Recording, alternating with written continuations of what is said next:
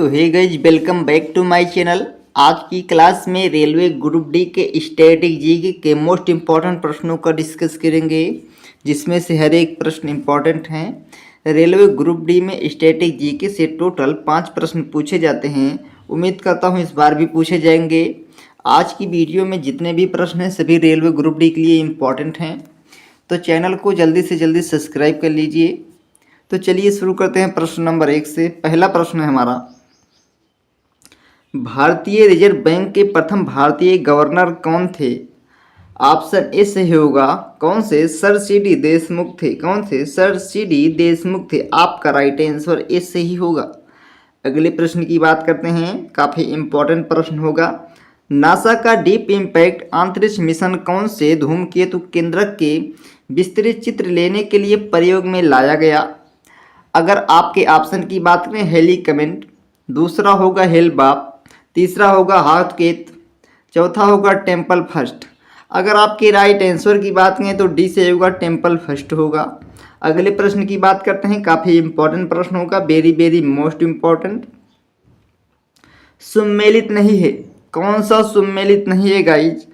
अगर option A की बात करें, आनंद दुग्ध सहकारिता नॉर्मन बोरलॉग, ये सुम्मेलित नहीं है। निर्मल हृदय मदर टेरेसा सुम्मेलित है। सदाकत आश्रय का डॉक्टर राजेंद्र प्रसाद, ये भी सुम्मेलित है। पावनार आश्रम आचार्य विनोबा भावे, ये भी सुम्मेलित है। आपके अगर राइट आंसर ए की बात करें, सुम्मेलित नहीं है। कौन सा? आनंद दुग्ध सहकारिता नॉर्मन बोरलॉग सुम्मेलित नहीं है। अगले प्रश्न की बात करते हैं, कितने रुपए के नए नोट में शक्तिकांत दास का हस्ताक्षर है?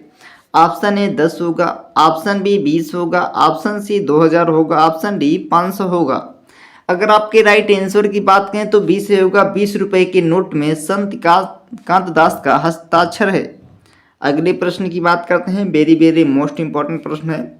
पहला दादा साहेब फाल्के पुरस्कार प्रदान किया गया, तो आपके अगर राइट आंसर की बात करें तो आपका राइट आंसर ऐसे होगा, देवकिया रानी रेरिक के द्वारा। कौन से? देवकिया रानी रोरिक के द्वारा।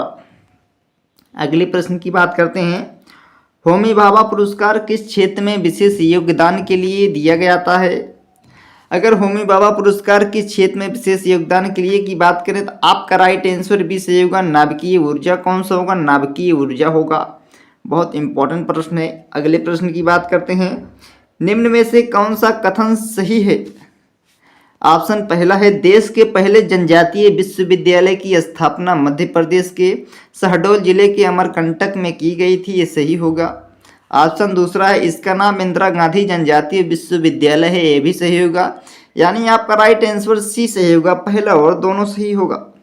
अगले प्रश्न की बात करते हैं, काफ़ी इंपॉर्टेंट प्रश्न होगा। इंटरपोल का मुख्यालय स्थित है, तो कहाँ पर स्थित है? तो आपका राइट आंसर बी सही होगा, लियोन में स्थित है। अगले प्रश्न की बात करते हैं, प्रधानमंत्री का निवास किस मार्ग पर स्थित है? अगर प्रधानमंत्री का निवास किस मार्ग पर स्थित है इसकी बात करें तो आपका राइट आंसर सी सही होगा। कहाँ पे? सातलोक कल्याण मार्ग। कहाँ पे? सातलोक कल्याण मार्ग। अगले प्रश्न की बात करते हैं, राजस्थान के उस शासक का नाम बताइए जिसने बनारस हिंदू विश्वविद्यालय की स्थापना में महत्वपूर्ण भूमिका निभाई। ऑप्शन ए होगा महाराणा प्रताप सिंह उदयपुर, ऑप्शन बी होगा महाराजा उमेश सिंह जोधपुर, ऑप्शन सी होगा महाराजा मान सिंह द्वितीय जैतपुर, ऑप्शन डी होगा महाराजा गंगा सिंह बीकानेर। अगर आपकी राइट आंसर की बात करें डी से होगा, महाराजा गंगा सिंह बीकानेर होगा। अगले प्रश्न की बात करते हैं, निम्नलिखित में से कौन सा एक संयुक्त राष्ट्र की सहस्राब्दी विकास लक्ष्य नहीं है? आपका ऑप्शन ए होगा, अति दरिद्रता का उन्मूलन करना, ऑप्शन बी है जन्म दर एवं मृत्यु दर का कम करना, ऑप्शन सी है मातृ स्वास्थ्य में सुधार करना, ऑप्शन डी है लिंग समानता को संबोधित करना। अगर आपके राइट आंसर की बात करें तो बी सही होगा, जन्म दर एवं मृत्यु दर को कम करना। आपका राइट आंसर बी सही होगा। अगले प्रश्न की बात करते हैं, काफ़ी इंपॉर्टेंट प्रश्न ये भी होगा, कौन सा सही सुम्मेलित नहीं है? कौन सा सही सुम्मेलित नहीं है? ऑप्शन ए होगा, हॉर्नबिल महोत्सव नागालैंड सुम्मेलित है, ऑप्शन बी होगा बंगाल महोत्सव मेघालय, ये भी सुम्मेलित है, ऑप्शन सी होगा चेरियो व त्योहार मणिपुर, ये भी सुम्मेलित है, ऑप्शन डी होगा खर्ची पूजा असम, ये सुम्मेलित नहीं है। असम में खर्ची पूजा नहीं मनाया जाता है। आपका राइट आंसर डी से होगा, सुमेलित नहीं है।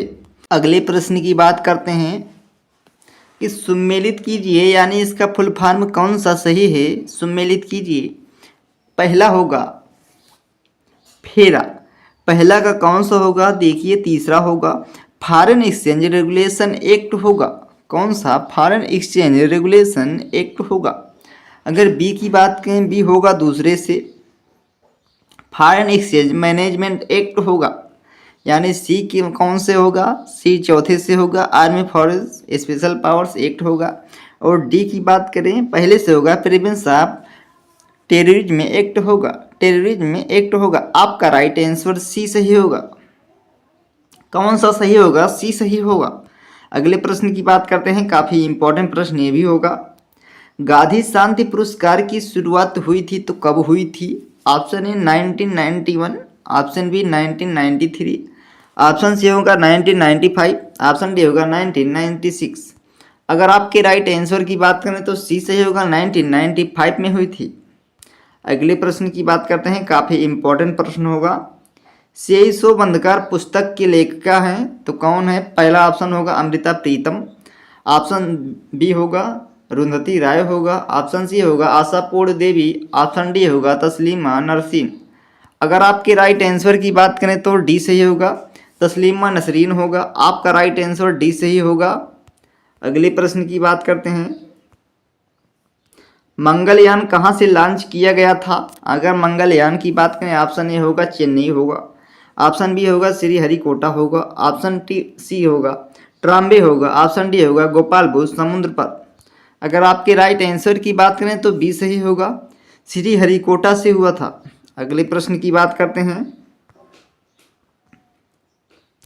गांधी शांति पुरस्कार ये वार्षिक पुरस्कार दिया जाता है तो किसे दिया जाता है? ऑप्शन ए होगा केवल व्यक्तियों को, ऑप्शन बी होगा केवल संस्थाओं को, ऑप्शन सी होगा व्यक्तियों और संस्थाओं को, ऑप्शन डी होगा संस्थाओं के समूह को।